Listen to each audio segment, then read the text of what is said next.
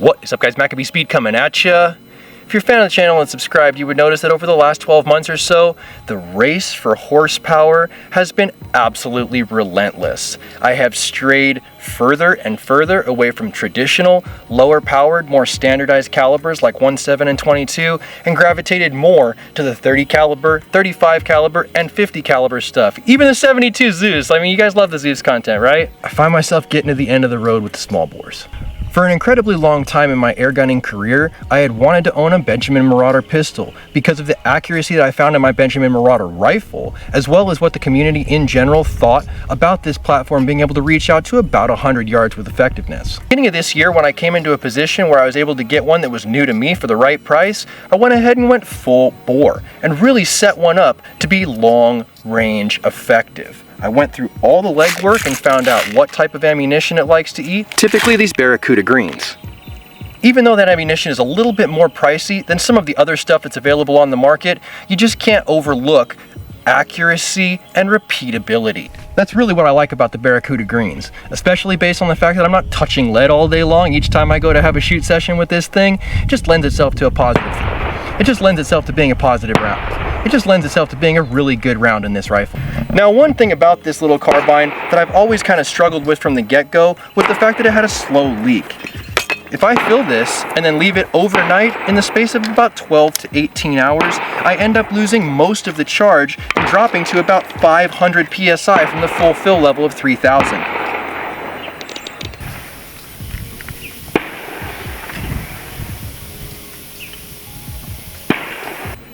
In my testing with this little pistol, I've found that about 2500 PSI versus the full fill of 3000 is where I end up with the best accuracy.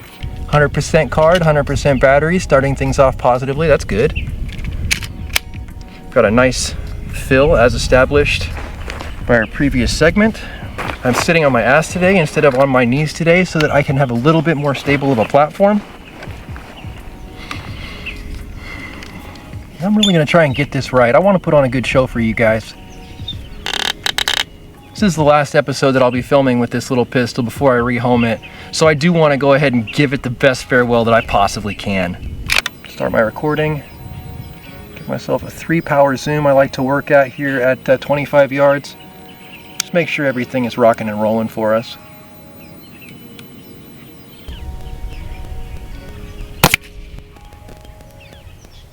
About 2 inches low of bullseye, with no reading on the chrony. I was kind of afraid of that with the chrony, to be honest.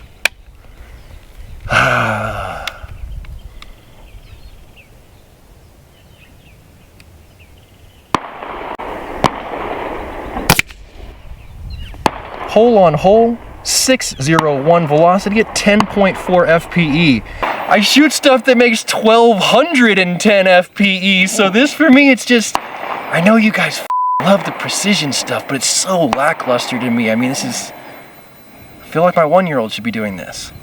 Let's go ahead and take a quick second here and use our 1-shot 0.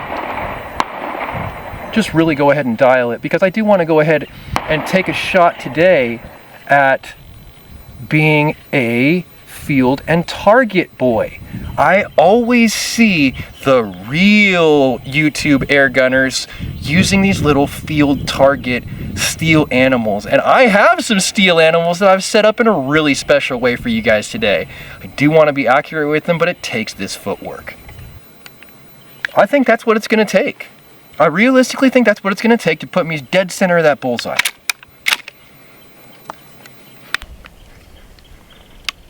Same 3-power zoom, so as not to piss off anything internally on my scope here.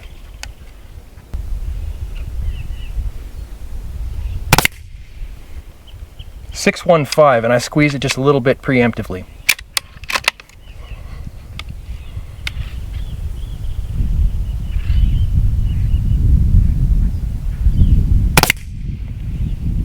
.612. I'm gonna go ahead and see if we can't shift over and take a shot at these field target animals.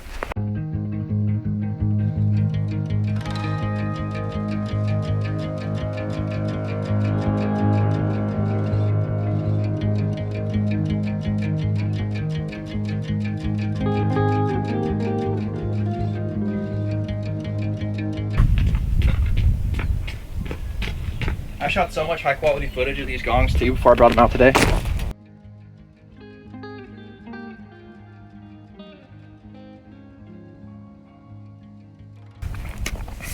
You wouldn't believe people in the airgun groups on Facebook, man. It's so toxic. It's one of those things where it's like you try and do something nice, like powder coat a rack of little tiny animals and weld them to some custom steel hooks and powder coat your rack. People are like, you're just gonna fuck it up anyways. It's too pretty to shoot. Why would you waste your time doing that? Come on, man. I think it looks killer. Who wouldn't want to shoot that? Ooh, they look juicy in my scope, dude. What's not to, well, that GoPro's mighty close, dang. Those nice lemon peel yellow powder coated legs. Got our badass ball lock pins on there. Man, this is a strong collaboration between myself and Jim S. We finally came up with a really working, great system to go ahead and put some animals on some hooks for you guys. Biggest cheater animal first. Dude, it's cool, but it's just not as gratifying as squeezing an S45 against an 8-inch gong. I know like the quintessential air gunners, the legacy gunners out there are gonna hate me for this video, but it's, if I'm not being honest with you guys, I'm doing a disservice, and the honest feeling that I get is I just want more than what I'm shooting right now on a regular basis.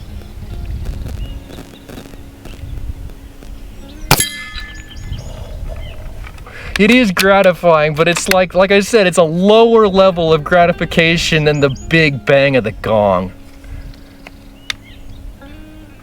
Sure, some people totally get their rocks off on this shit though.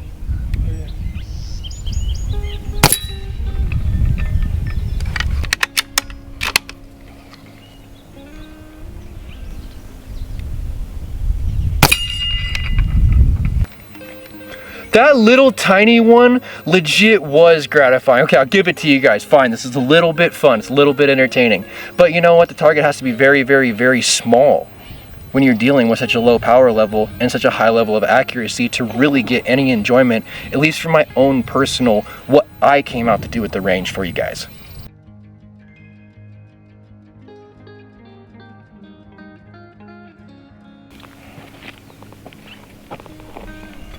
You can see I did my job. I definitely got them all the way down to the bare steel before I powder coated them, but no matter what, nothing's really gonna hold up to that impact of a bullet or a pellet. We'll go ahead and have the camera look directly at the sight-in target for a little while. We'll get ourselves sighted in for 50 yards, and then we'll see what we can't do at that very, very Technicolor gong rack here to the left. Oh, I forgot to tell you. I got new springs for my S45 mag from Bin Tac. Did you really? I got 4 springs to fit 4 mags, and I've opened my mags up before. They look different, bro. That's good. Yeah. All right, we're all set up at 50 yards. Click the recording button. We're just gonna do what we always do and aim for the higher of the 2 diamonds there, and kind of give myself some fall for the elevation drop here. Fire.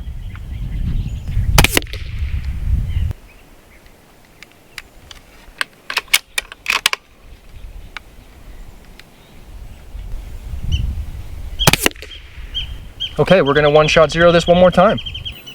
Doesn't really take any time. Like, the actual time investment to go ahead and get yourself on target is very, very small comparatively to the time and frustration of trying to just like Kentucky windage it in. I think I'm gonna be there. And I have such confidence in the technology that I'm not even gonna hit the sight-in target again. I'm just gonna move directly to the green gong below the cheater animal. But you need to go move your camera. Great catch. Producer Steve is awesome for making sure you guys get the best show. Clearing the rifle on the sight-in target. Now you just lied to the audience. Oh, it is on a zero. It's totally zeroed.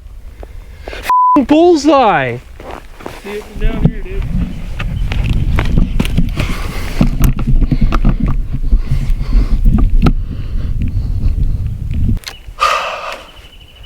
643 on that last shot, so really coming into the power band of this little pistol. Start my recording. 3x on zoom with about 110 heart rate.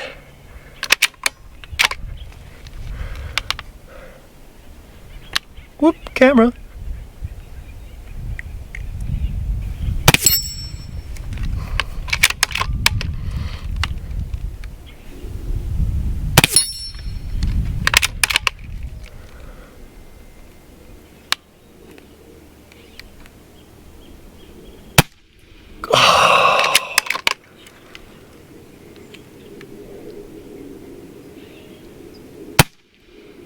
Damn! I think I'm just to the left. Adjusting. Hit. End of the magazine. Alright. This is not as exhilarating as semi-automatic and big gongs and big calibers, but it is kind of fun. Like, if this is all you had, it's cool. Alright. Let's continue. Low. I wonder if I'm dropping off on power. I don't seem to be getting any readings right now. Or maybe I am. I'm not sure. I'll have to check the footage. 647 actually. I don't think I'm registering readings. I wonder if I'm low on pressure. Flashed. Did it really? It flashed. Like literally 2 and Oh, 647, 645, 647, 647, 6... Ooh, is this like a magic regulated, non-regulated pistol? What is this? Do you guys want this? Man, hit me up in the email. It's just tuned that well done. It's been imbued with the magical powers of YouTube.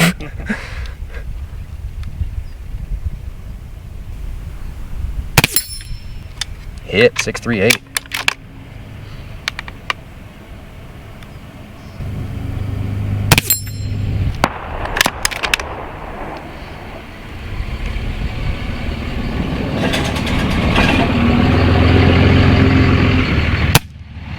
Just low.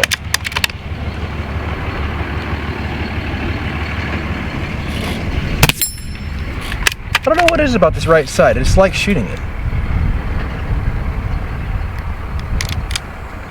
No trigger? Did I not go back far enough to cock it? What's going on here? Yeah, that's exactly what happened. Let's not double feed it, huh?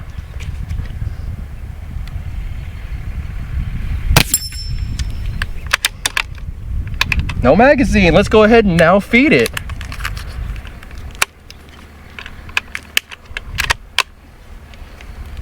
And last shot in the mag. Oh, just underneath it. Damn, trying to catch it on the swing. You guys probably saw that in the footage.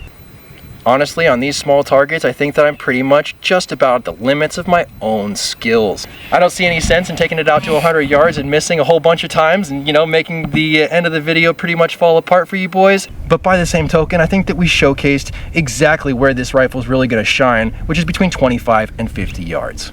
Alright guys, if you like this video, make sure you give it a thumbs up. You want to see more content like this, make sure you subscribe for more with that notifications button so you can stay current on the channel as well as when new videos come out. If you really like this video, make sure you share it so that somebody else can see it. And I'll catch you boys in the next one.